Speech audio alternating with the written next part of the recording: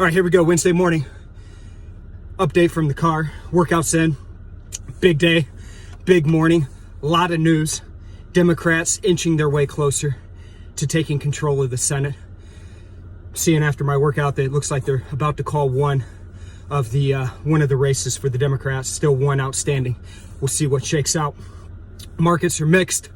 We have the Dow Jones trading higher, but we have the Nadex trading lower by over 1.5%. Big move. These tech stocks just getting crushed in the pre-market. Oil had a big day yesterday, traded north of $50 a barrel in I don't know how long.